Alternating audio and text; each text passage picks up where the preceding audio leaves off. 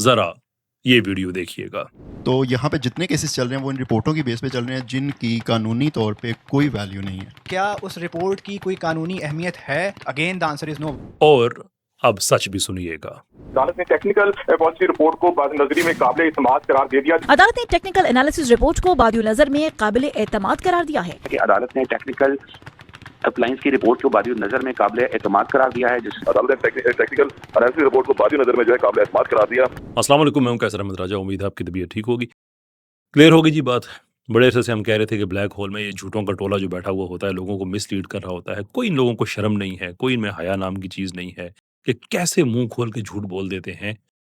یہ عدالتیں اتنے عرصے سے میں نے اپنے پچھلے ویڈیو میں بھی عرض کی تھی، پچھلے کچھ ویڈیوز میں سے کسی ایک ویڈیو میں، کہ عدالتیں کو آپ کیا ان کو آپ سمجھتے ہیں کہ ایک عدالت دو، کسی ایک جج پہ آپ الج کریں، کسی ایک جج نے غلط کام کیا ہے آپ اس پہ بالکل اپنا بات کریں، جو رولنگ ہوتی ہے وہ پبلک پراپرٹی ہے، آپ اس پہ بات کر سکتے ہیں۔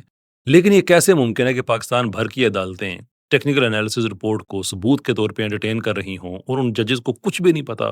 آپ کو پتا ہے، آپ ان ججز پہ الزام لگا رہے ہیں، ان سارے کے سارے یعنی کہ کورٹس پہ الزام لگا رہے ہیں۔ اگین کسی ایک جج کے ایک فیصلے پہ بات کرنا ایک اور بات ہے، ہم تو ہولسٹکلی کہہ رہے ہیں کہ جناب ہر جگہ پہ ان کو ایکسیپٹ کیا جاتا ہے آپ کون ہیں، لیکن اب تو یہ ججمنٹ رپورٹ ہو چکی ہے۔ رپورٹ ہونے کا مطلب یہ ہے کہ یہ سائٹبل ہے۔ ویسے ساری ججمنٹس جو ہے اپنی جگہ پہ ٹھیک ہیں، لیکن یہ رپورٹڈ ججمنٹ ہے جس میں جج صاحب نے بات کہی ہے کہ جناب بالکل یہ انٹرٹینیبل ہے۔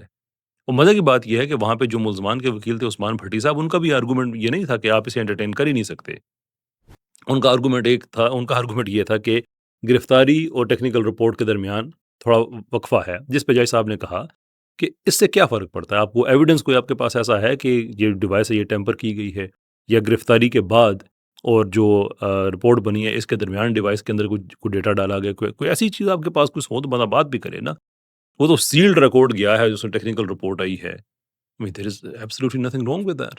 یعنی کہ عثمان بھٹی صاحب کا بھی یہ آرگومنٹ نہیں تھا کہ یہ پاکستان میں ثبوت ہی نہیں ہوتا، لیکن یہ جو ایک ٹولہ بیٹھا ہوا ہوتا ہے بلیک ہول میں، جن کو کوئی شرم نہیں آتی، اس طرح جھوٹ بولتے ہیں لوگ، آج یہ بھی کھل گیا ہے۔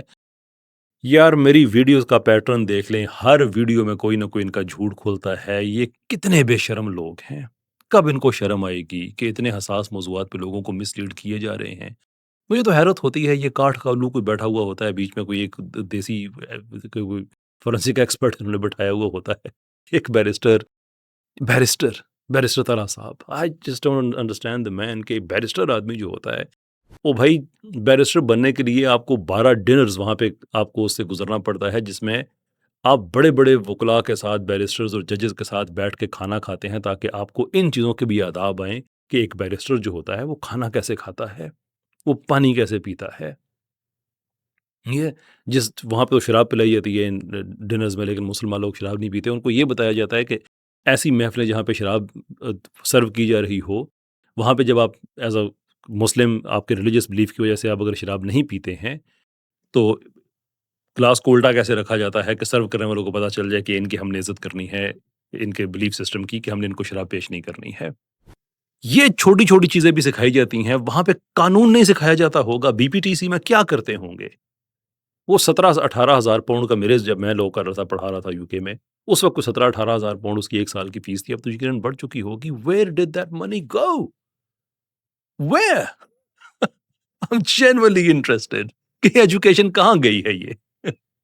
I don't want to say many things، بہرحال ہم ایک ہی فریٹرنٹی سے تعلق رکھتے ہیں، but it's extremely disappointing۔ لیکن اللہ عز و جل، اس کا اپنا کام ہے، اللہ نے ان کو ایکسپوز کرنا ہے، پے در پے کرنا ہے، اس لیے کہ یہ ایسے طبقے کے ساتھ کھڑے ہیں جنہوں نے اپنا نام حزب الشیطان رکھا، ایسا طبقہ جنہوں نے پورنوگرافک بلاسفمی پاکستان میں انٹروڈیوس کی، ایسا طبقہ جن کو سزائیں بھی ہو چکی ہیں، ان کو بھی معصوم کہتے ہیں۔ جو ملزم ہے وہ تو بات ہی ہو رہا ہے نا، اس کے بارے میں تو نہیں کہہ سکتے کہ یہ گستاخ کے ساتھ کھڑا ہے اس لیے کہ اس کا تو جرم بھی ثابت ہونا ہے۔ میں تو ان کی بات کر رہا ہوں جن کے ثابت ہو چکے ہیں، جن کو سزائیں ہو چکے ہیں، یہ تو ان کے بھی ساتھ کھڑے ہوئے ہیں۔ So it's a perfectly justifiable statement۔ Anyway، یہاں پہ اس ویڈیو کو ختم کرتے ہیں ان کے اگلے جھوٹ کے ساتھ، اس کے یعنی کہ اس کو ایکسپوز کرنے کے ساتھ، ایکسپوجر کے ساتھ۔ انشاءاللہ اگلی ویڈیو میں آپ سے ملاقات ہوتی ہے۔